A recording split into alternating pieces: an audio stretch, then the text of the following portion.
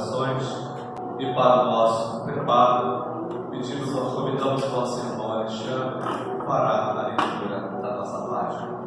Irmãos, paz e alegria em nossos corações, do livro Vida Feliz, psicografado por Divaldo Franco pelo Espírito Joana de Ângeles. Lição 149.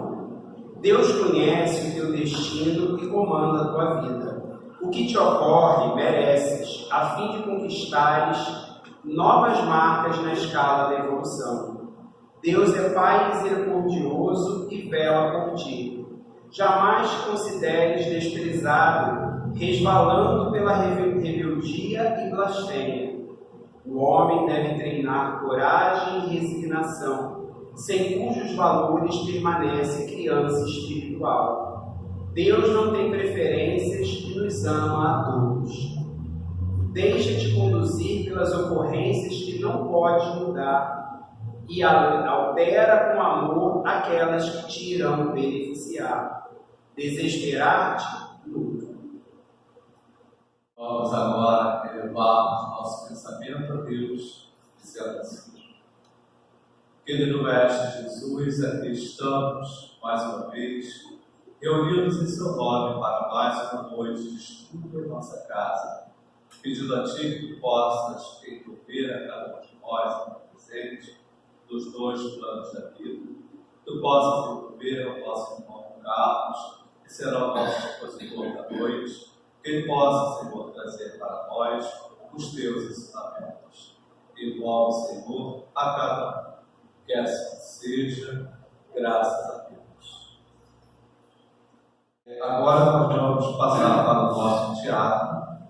Nós teremos um teatro sobre céu e inferno e Deus. Tá bom? Então passaremos para o nosso teatro agora.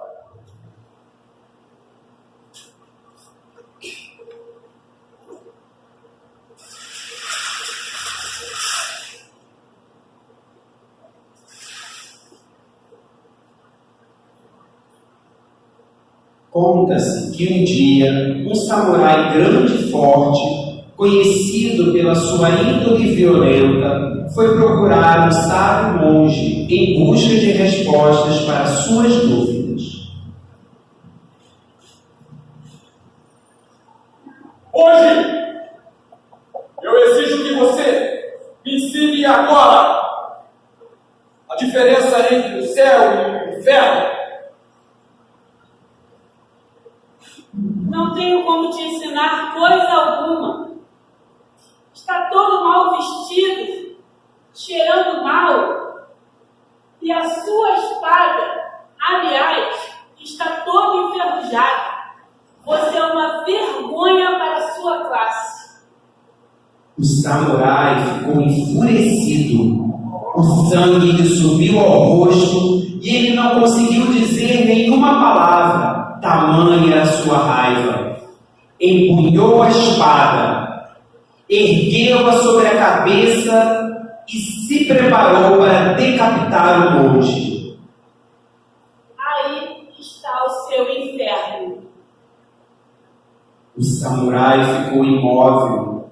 A sabedoria daquele pequeno homem o impressionara. Afinal, arriscou a própria vida para lhe ensinar sobre o inferno.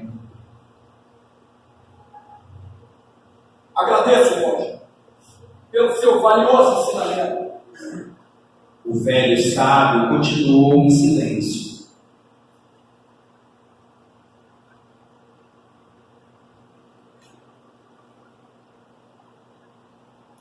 Já mais calmo e menos violento no seu íntimo, diz: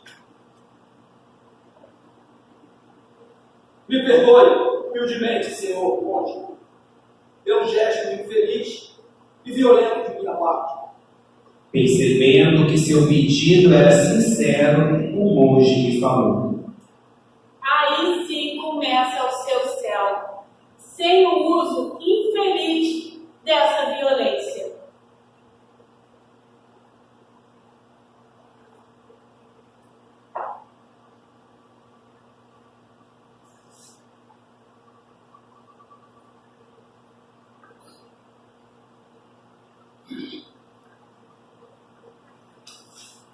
Bem,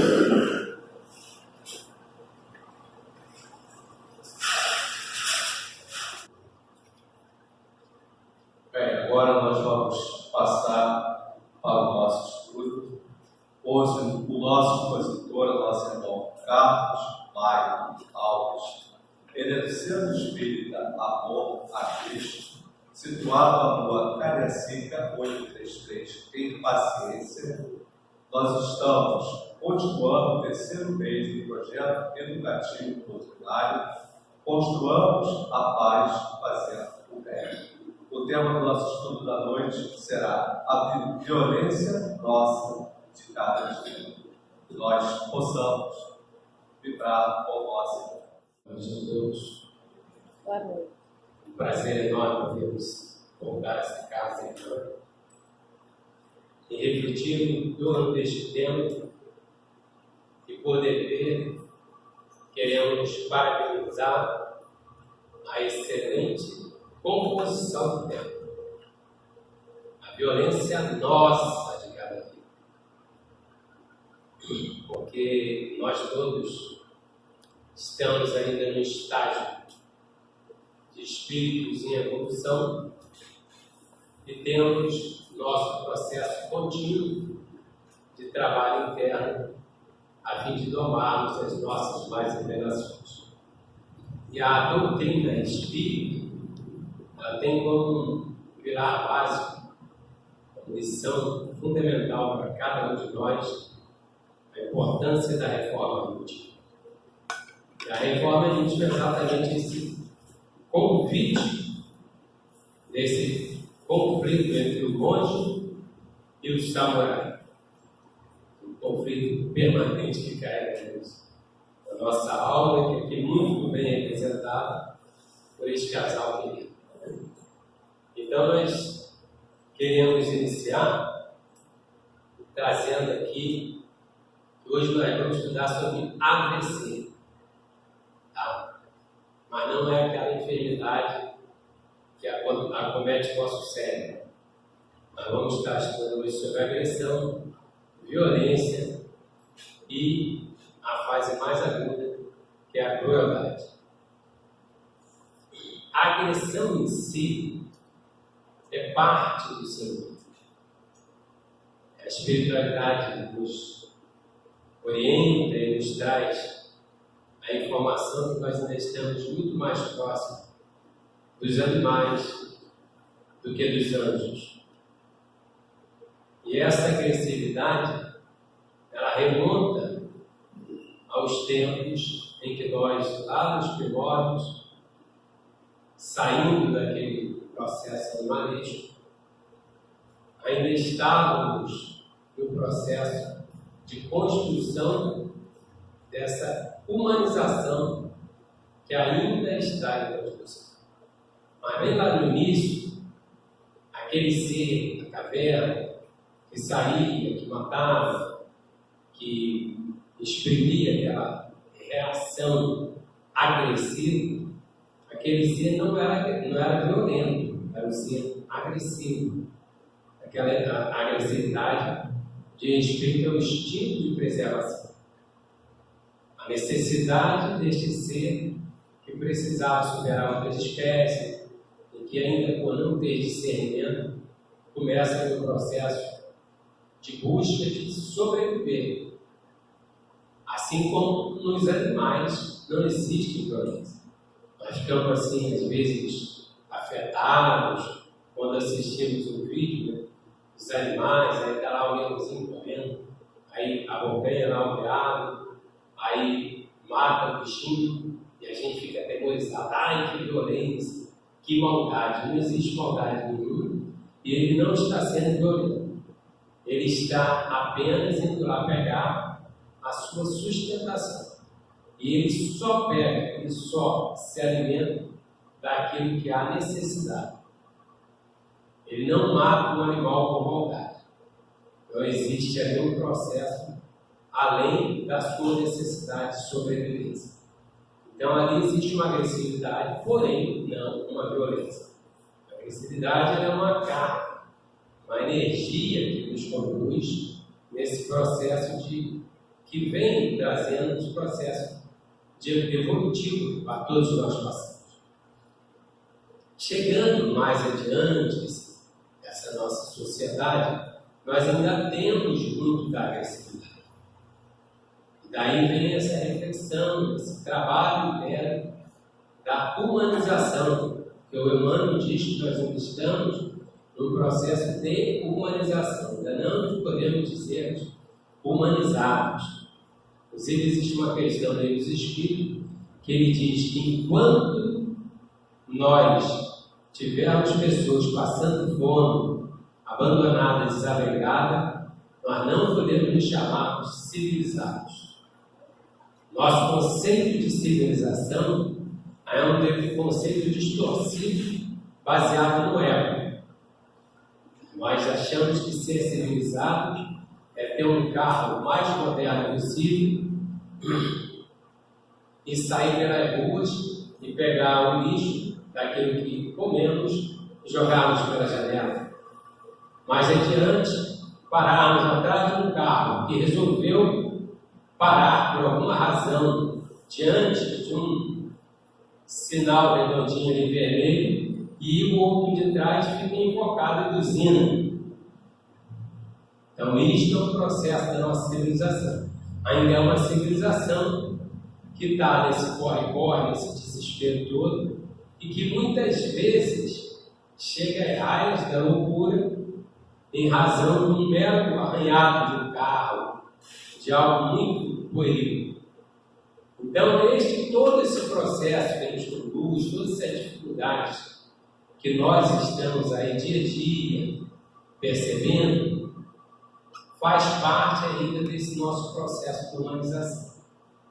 Quando nós vamos lá na questão 101, se eu não me engano, do Livro dos Espíritos, que fala da classificação dos Espíritos, e fala do Espírito terceira ordem, o que fica muito caracterizado no Espírito terceira ordem?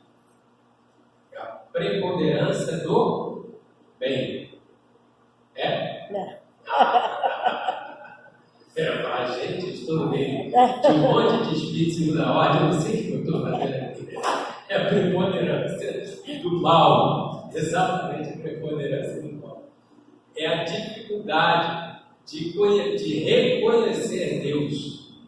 A gente conhece Deus segundo as nossas formatações, mas temos dificuldade de reconhecer, inclusive, esse Deus em nós, esse Deus que está dentro de nós.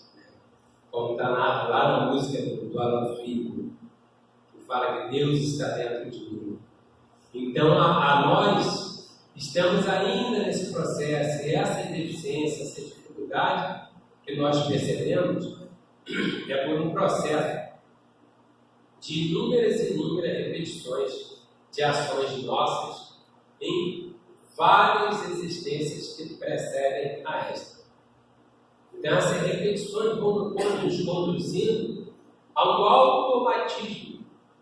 E esse processo de uma sociedade, que é uma sociedade aglomerada, excessivamente aglomerada, e que ainda não sabe o que aqui está fazendo neste planeta, isso aí só aumenta esse estímulo a essa agressividade e não passa mais adiante a violência.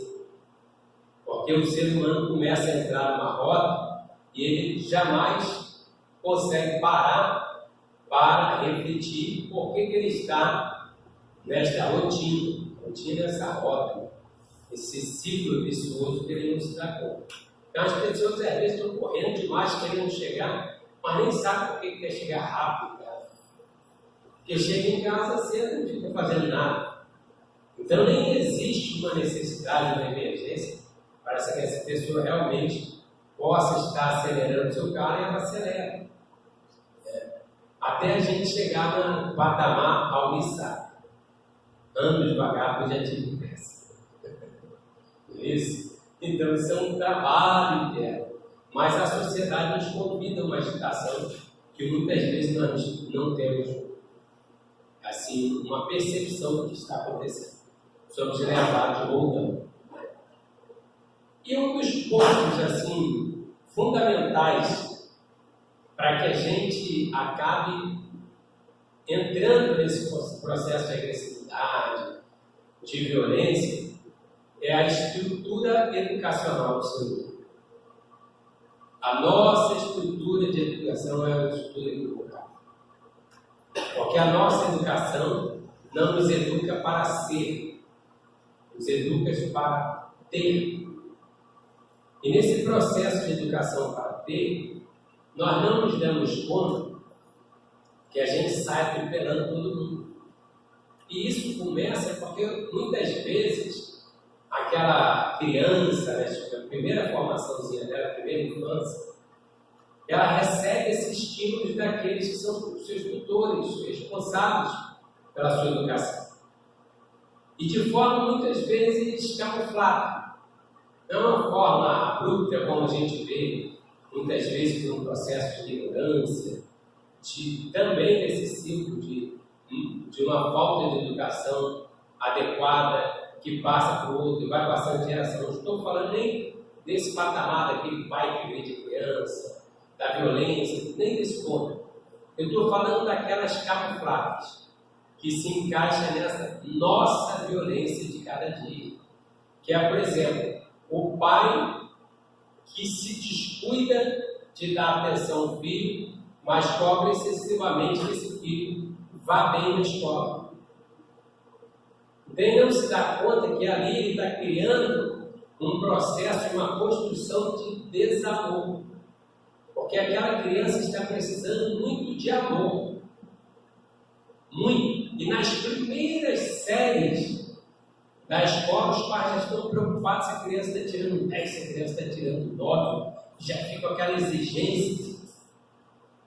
Mas não dá atenção às crianças. Hoje, graças a Deus, também nesse processo de transição, nós vamos conviver também, trazendo aqui o esquete com o inferno e com o céu, muitos desenhos já chamam a atenção para isso. Nós vamos pegar lá o desenho do meu malvado favorito, que realmente é favorito aquele malvado. O meu malvado favorito, aquele desenho animado, mostra uma criancinha, que era extremamente inteligente. Isso acontece demais. Criança extremamente inteligente estava sempre criando alguma coisa que era criado só pela mãe. Ali já mostra também uma questão de necessidade dos dois, da figura dos dois cônjuges na formação do ser, que aquela mãe era sozinha e criava ele sozinho. E daí ele mostrava tudo para a mãe e a mãe, tá bom, estava nem aí para ele. E ele vai inventando coisa mais mirabolante, a mãe está nem para ele. Pô, ele inventa um foguete, pá! O troço vai lá para o céu e a mãe não está nem aí. Por quê? Porque na primeira vez que ele começou a testar as coisas, ele cometeu um erro e aquela mãe foi extremamente agressiva com ele. E será que nós não repetimos isso? Será que às vezes a gente não é excessivamente cruel até com uma criança, por coisas tão banais, as crianças derrubam as coisas, os pais já brigam de forma agressiva com aquela criança? Aí começa a se criar crenças fundamentais, crenças centrais, que vão nortear a psique dessa criança no futuro. Tipo, você não presta para nada. A criança diz uma coisa, você não presta para nada. Está vendo que eu estou falando que você é desajeitado? No momento que você começa a dar qualificações negativas para essa criança, e você sendo a referência que precisa impulsioná-la nesse mundo, ela começa a ter uma série de reações internas. Então, essas reações dela podem ser inúmeras. Ela pode se tornar uma criança efetivamente agressiva, aquela criança que já está na sala dando um soco na outra. Ela pode trazer, de acordo com a personalidade dela, trazer o oposto. Pode se tornar uma criança extremamente dócil, tá? Mas camuflando uma revolta interna e tentando compensar de todas as formas para se sentir querido, se sentir acolhido pelos pais. Então, uma criança, muitas vezes você vai ver aquela criança, tira nota 10, que não sei o que lá, etc. E que no futuro vão ser pessoas que vão estar em funções importantes, cargos importantes na sociedade, e que vão ser extremamente naquele pedaço lá de crueldade, mais do que a violência. São pessoas sarcásticas, são pessoas que minam o espaço para derrotar o outro, porque elas, de certa forma, aprenderam a ser maliciosas, a omitir a verdade dela, não serem transparentes.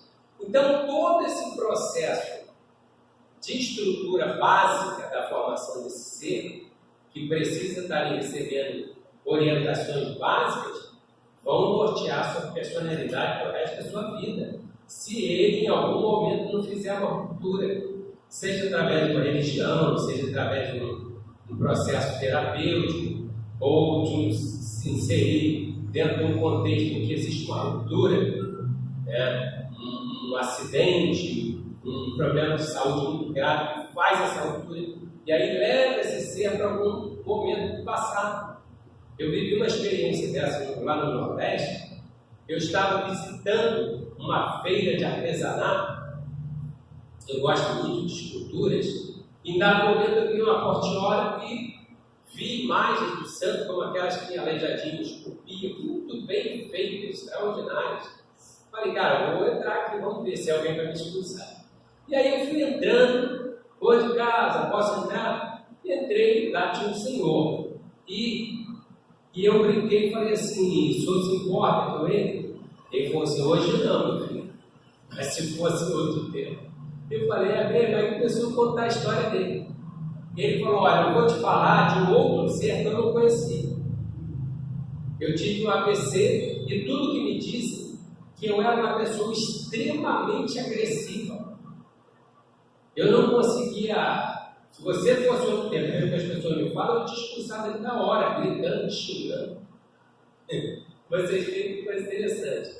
Por alguma razão, houve AVC e uma chamada espiritual para retomar ele ao passado, ao projeto de proposta reencarnatória, para quem despertasse e falasse, eu estou no caminho errado. Então, este processo que talvez quebrou o quê? Exatamente esse paradigma, esse processo do qual se baseava na infância dele. Talvez isso veio da infância dele e foi replicando até o momento que houve essa cisão e ele resgatou algo que era dele. Então, o processo educacional, o processo sociocultural, também vai influenciar demais na construção desse ser. Se nós tomarmos muita vez, por que eu estou trazendo aqui esse tipo de reflexão? Porque a violência nossa de cada dia, para nós que somos espíritas, sabemos que existem os estágios, né? Existe a violência mental. Eu, Carlos, ainda pratico demais. Quando eu me pego, eu falo assim, gente, eu estou pensando errado. Eu pensei em uma coisa aqui que não cabe mais com o que eu conheço hoje. Depois vem a violência verbal, que é um pouco pior, é aquela que Miramês e outros mais, provérbios chineses, etc., compara a fala como uma flecha, que quando você atira não tem mais como você pegar. Ela já foi, dependendo desta fala, ela pode ter uma reação em cadeia. Há um processo até de um suicídio. Uma pessoa com aplicação inadequada sobre a sua fala, por exemplo, um terapeuta que conduza de forma inadequada uma terapia, ele pode fazer com que o cliente saia dali arrasado. Acontece. Um médico, recordamos que certa feita minha irmã trouxe minha mãezinha à época, já senhorinha dele, com problema sério de visão, e preocupada, porque não tinha grandes condições para estar fazendo um tratamento lá qualificado. E minha irmã trouxe ela no hospital em Santa Cruz, e o hospital deu assim um retorno para ela do problema dela extremamente agressivo. Ele falou que ela estava com um problema muito sério. E ela perguntou, ele falou na época, era um valor muito grande, muito maior do que para hoje em dia. Para hoje em dia, para ela já seria muito, mas na época era muito mais. Ele falou que ficaria R$5.000 a cirurgia dela. Ela falou, doutor, isso eu não tenho condição nenhuma. Então, a senhora fique séria. Isso, vindo? Então, a gente percebe que alguém que você jamais esperaria que viesse esse tipo de agressividade. Porque é alguém que está ali que deveria estar, pelo menos, para acolher o outro. E aí ela foi muito tristinha para casa. Minha irmã fez uma carta muito bonita, chamando muita atenção, de uma forma muito educada, a atenção daquele médico, até se posicionando de forma muito coerente, dizendo que poderia ser um episódio isolado, mas que a atitude dele não condizia com a função que ele exercia, etc. Mas enfim, então são essas agressividades que a gente não se dá conta. E depois da palavra tem a última, que é do comportamento, é a da ação.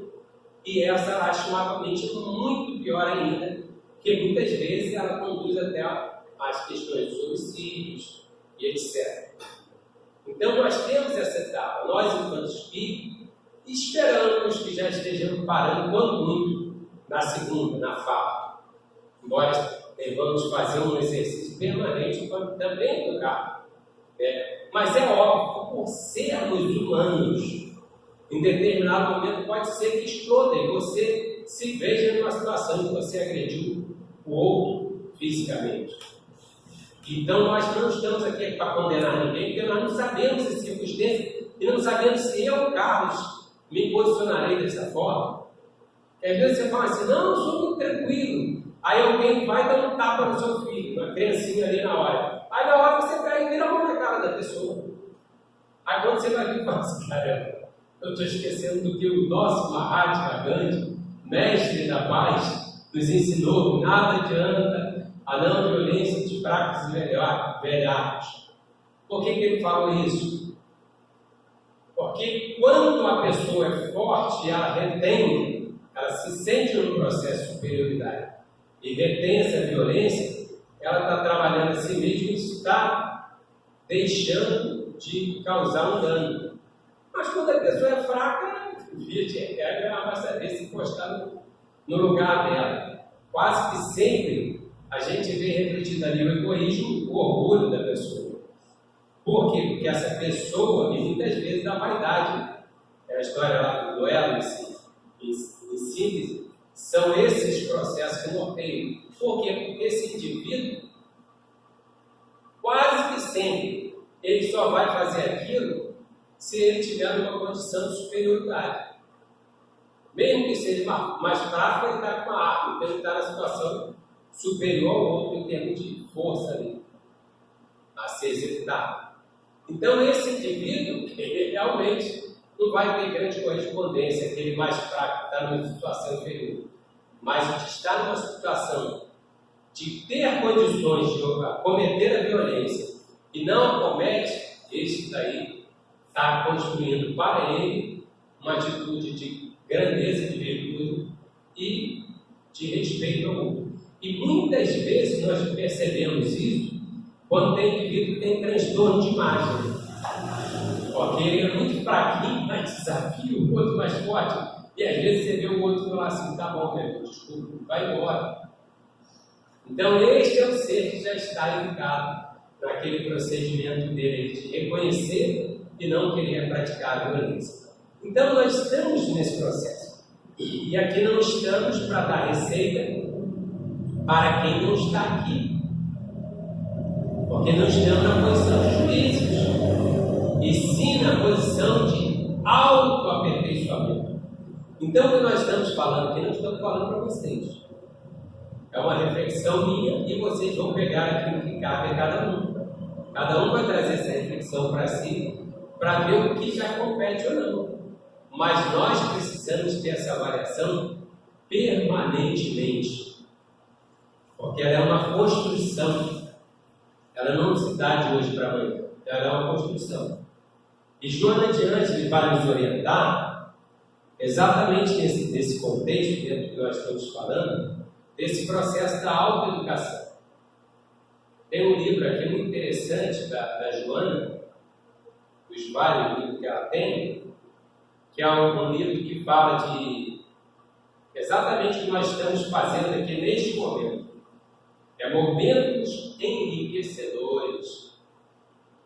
Quantas vezes a gente vê que momentos da nossa vida realmente enriquecem nossas almas. Quando a gente vem à casa espírita, a gente vê essa oportunidade bendita de nos enriquecermos com aquilo que realmente vai nos trazer conteúdo para a nossa reflexão, para a nossa transformação interior. E aí nós fizemos aqui uma compilação dessa página de Joana. Depois, se vocês quiserem, procurem o livro, Momentos Enriquecedores, que é um capítulo que fala a loucura da violência, e que diz assim: entre as expressões do primarismo no mercado das paixões humanas, destaca-se com realce a violência, espalhando angústia e dor. Então, ou seja, aquilo que nós estamos trazendo, nós temos no mercado uma mídia que estimula demais isso aí. Como que são os brinquedos das nossas crianças? O tempo todo a arma é agressividade. Como que são os videogames? Vai dar perdoa o outro, vai dar um beijinho no outro. É só agressividade. Os filmes que fazem sucesso, muitas vezes, filmes violentos, que mexem exatamente com aquela nossa parte mais difícil. Então, esse comércio dessas paixões inferiores que nós carregamos e que estimula demais. Podem ver no TikTok da vida, em todas essas coisinhas bobas de internet, as coisas que mais dão ibope são as coisas ligadas ao cérebro reptiliano, aquele cérebro mais primitivo, que exatamente está vinculado à nossa agressividade, porque ele te estimula e te leva para o passado. Então, no passado, quando estávamos eu e Alexandre lá brigando para achar uma caça, eu defendendo meu grupinho ali, ele dele, eu ia lá, matava o Alexandre e justificava isso, porque eu estou defendendo. Ou eu mato ele, ou ele mata a minha família, a gente não tem como, então tem que me defender. Nos dias de hoje nós resgatamos isso. Então você, sem se dar conta, você sente aquele prazer de assistir. E isso a gente tem que ir tomando cuidado, porque se você estimular demais, você regride. Você gosta desse cara pra caramba. Esse cara é bacana, é bom, virtuoso. Então nós temos que tomar cuidado, porque ainda estamos no processo de reeducação das nossas almas. E aí mais adiante ela fala assim: remanescente dos estímulos agressivos, que nós colocamos, desculpa, aqui no início, ela estiola as mais formosas explorações da vida, estabelecendo o caos. Então, ou seja, desde lá da prematura infância, como eu coloquei, a gente já está agredindo, violentando esse processo de formação desse ser que veio para uma nova construção, mas que muitas vezes os pais não ajudam. Na raiz da violência encontra-se a falta de desenvolvimento do senso moral, que o espírito aprimora através da educação, do exercício dos valores éticos, da plenitude da consciência. Então, muitas vezes a pessoa fala assim: por que toda semana tem que ir à casa espírita? Porque eu ainda não sou um espírito que não necessite estar toda semana na casa espírita.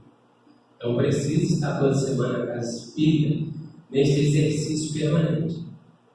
Carlos, mas quem vai na igreja evangélica? Maravilhoso, lá também estimula esses valores morais.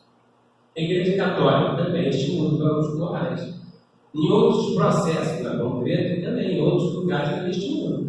Estou falando aqui especificamente de nós espíritas. A necessidade da gente trazer esse processo de reflexão para que a gente, exercitando, consiga fazer diferente. Atavismo cruel demora a ser transformado em ação edificante, face às suas vinculações com os reflexos instintivos do período animal que se prolongam perturbadores.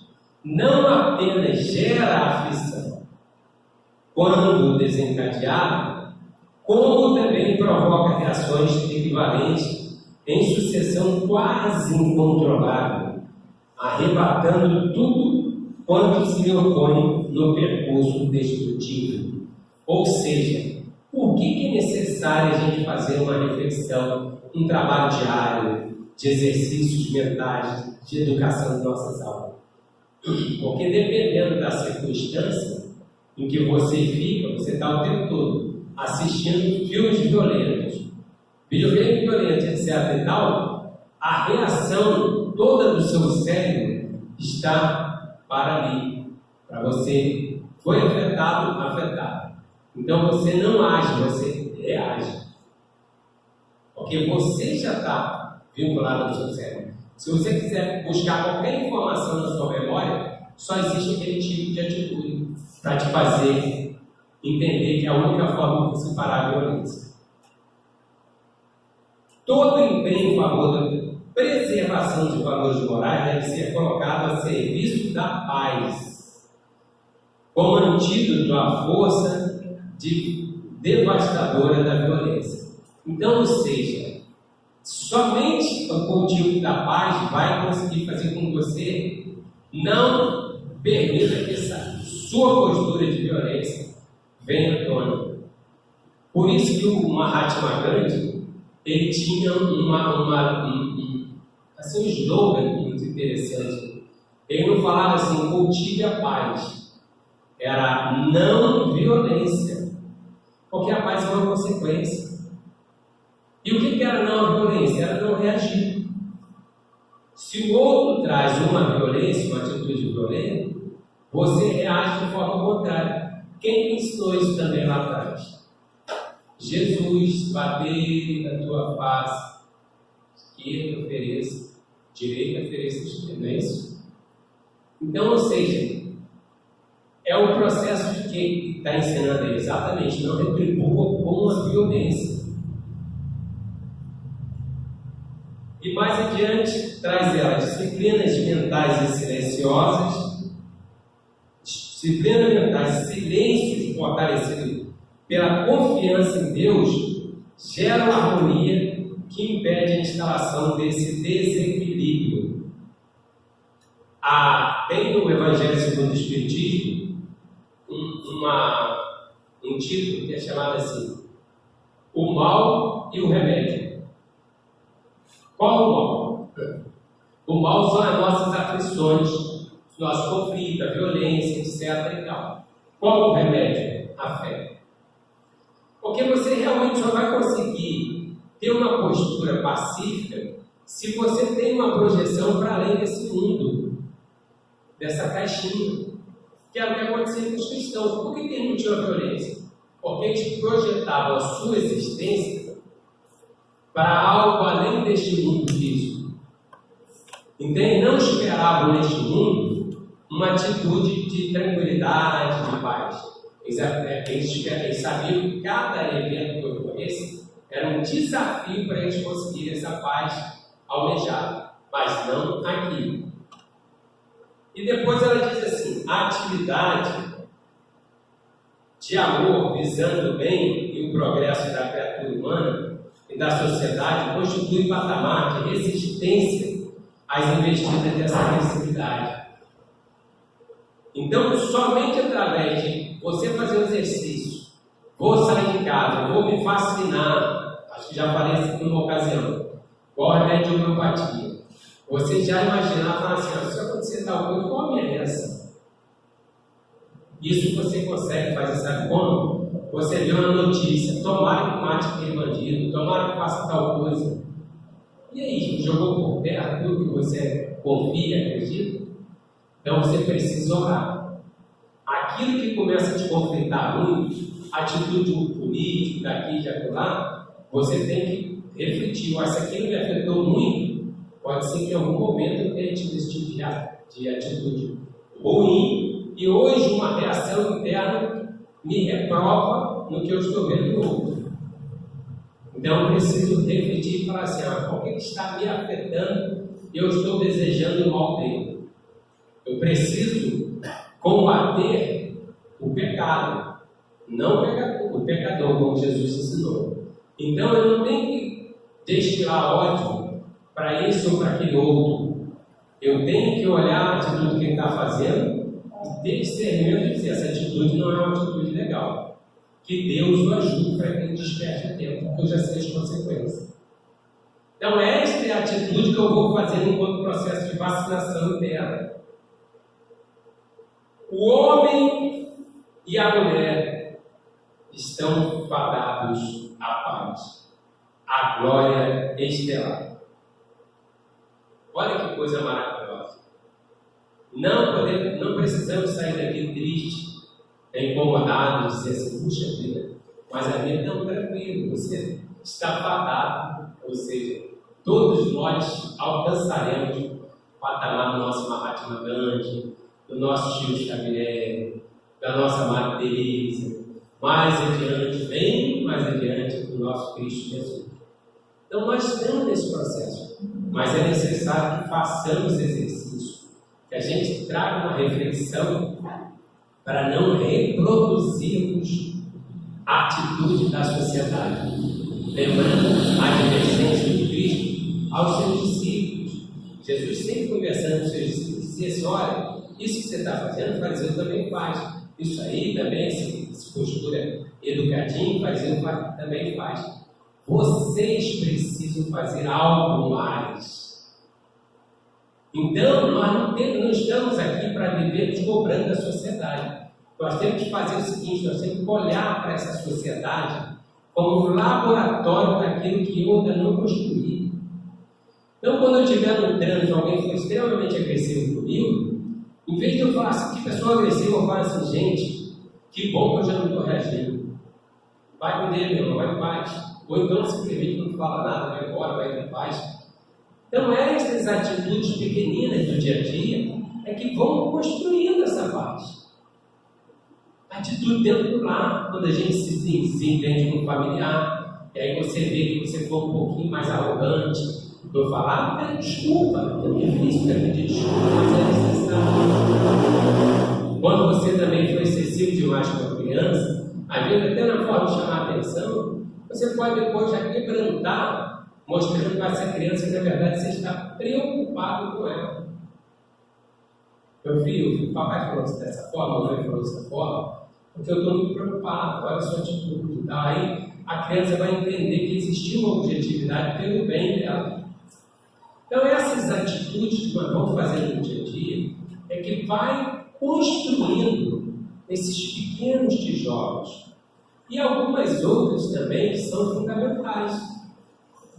Como nós estamos presos a atavismo do passado, como Joana nos fala, muitas vezes você consegue, através de meditação, da yoga, que também é uma outra variante da meditação, um tipo da Xixuan, você realizar alguma atividade que amenize o seu coração.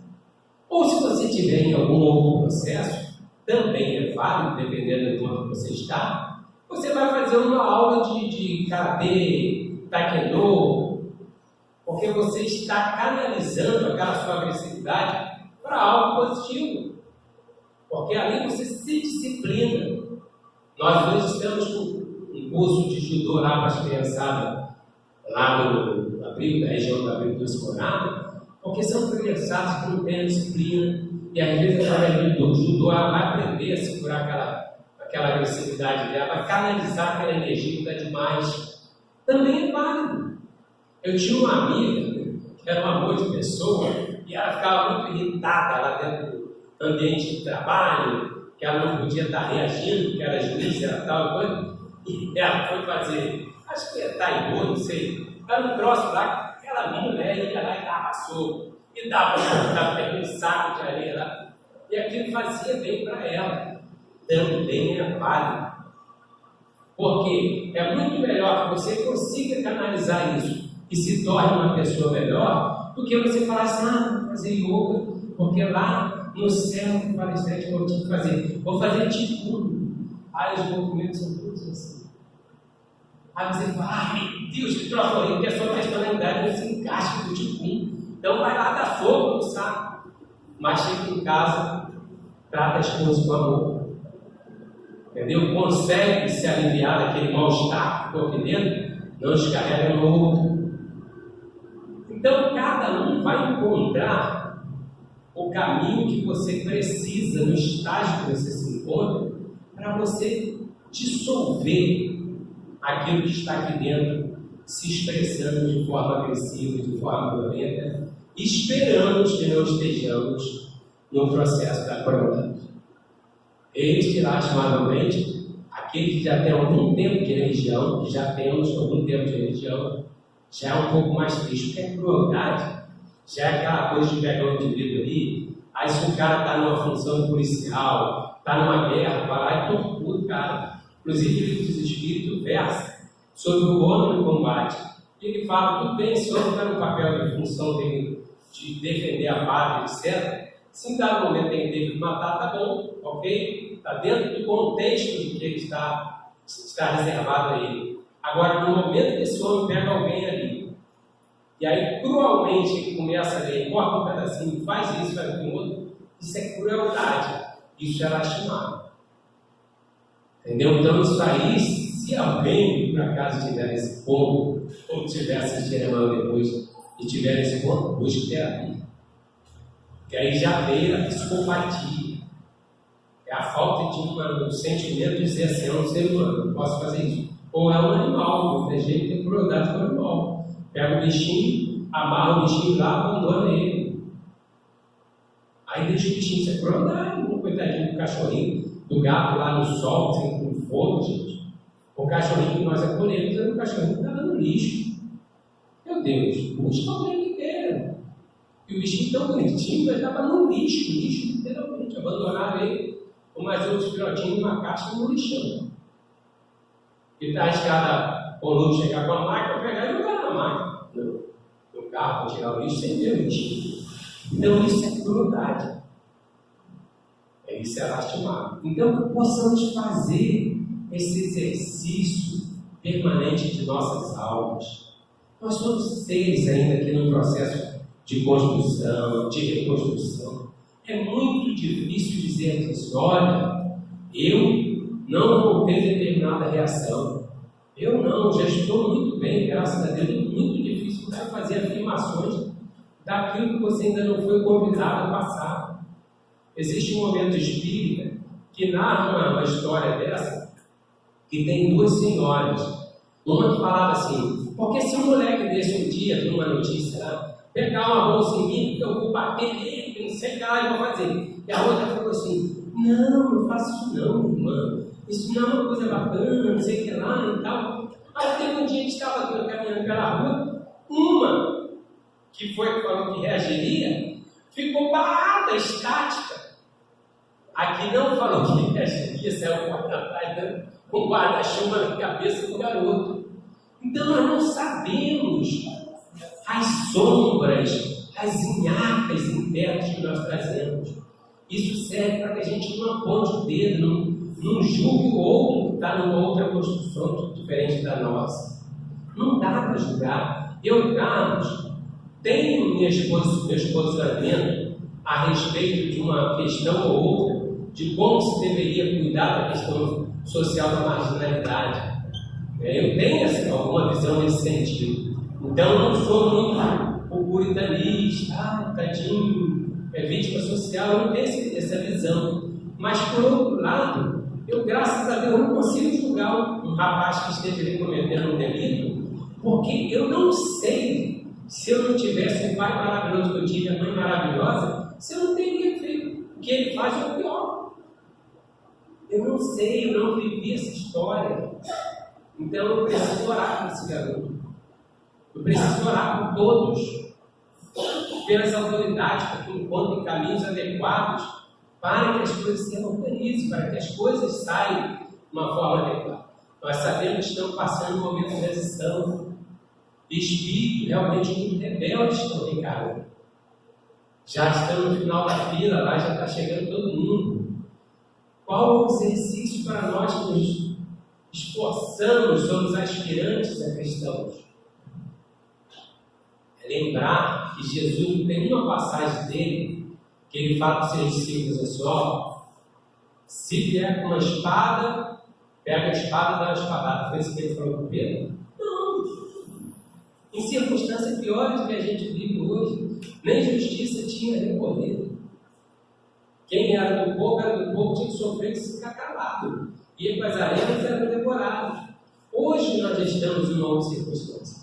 Precisamos nos posicionarmos na condição desses cristãos de nova era e fazermos o papel daquele que acolhe, daquele que une, não daquele que faz a separação. Missão dos Espíritos. Felizes aqueles que trabalharem pela união do grupo, com outras palavras, tá? Está lá, que não buscarem a discórdia. Não é mesmo? Então nós precisamos ter um grupo de WhatsApp, companheiros com posicionamento, às vezes um agredindo o outro. Fala com carinho, fala com amor. Se você acha que você não está numa condição de ter tanta grandeza, às vezes, retire-se. Cale-se, que aquele momento para você vai ser o melhor. Então, cada um vai dar o que pode dar. Mas o nosso papel é de buscar o amor, de buscar o união. Nós temos reunido em momentos tão maravilhosos, né? Momentos tristes e momentos não tão felizes, digamos assim, das chegadas, das partidas, das nossas reuniões festivas, das nossas reuniões melancólicas. Mas o que a gente vê ali é um carinho muito grande. O movimento espírita, principalmente Santa Cruz, aqui das nossas adjacências, eu me recordo quando era do André Luiz, lá em 1990, Dona Maria Luísa, eu indagando dela uma vez, ela falou: meu filho, aquela região lá é uma região privilegiada. Então, cultivemos a grandeza dessa fraternidade. Vamos, se você já se acha na condição superior para o outro, demonstre isso na prática. Seja você a tolerar, seja você a perdoar, seja você a ter ser mais compassivo com o outro. Porque se nós não conseguimos fazer com a gente que se ama, e por conta de um deslize do companheiro, nós isolarmos esse companheiro, ou não tivermos um pensamento, uma palavra, uma atitude de carinho para com ele, como iremos ter esse tipo de reação na sociedade? Comecemos em casa, no nosso lar, estendamos para a casa espírita, que é o nosso lar um pouquinho maior, porque é onde existem pessoas que você chega aqui e você vê que a pessoa te ama, você vê que a pessoa te ama. Então, façamos isso no nosso dia a dia. Vamos vivenciar essa paz sem utopia, sem ilusões de querer mudar o mundo, mas tem uma coisa que você consegue fazer: mudar o seu mundo interior. Trabalhemos por transformar esse mundo interior. Como diz aquela linda música de Nando Cordel, a paz do mundo começa em mim.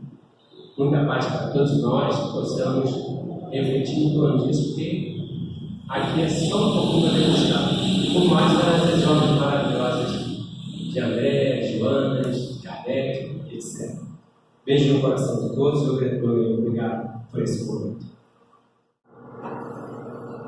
Nós agradecemos ao nosso irmão Carlos Magno, que ele possa ter um bom retorno no seu lar, Jesus o acompanhe no seu retorno. Querido Mestre Jesus, pedimos a Ti que possas, nesse momento, envolver aos nossos irmãos que aqui estão, que cada um possa receber, através do passe magnético, tudo aquilo de que precisa para a sua caminhada.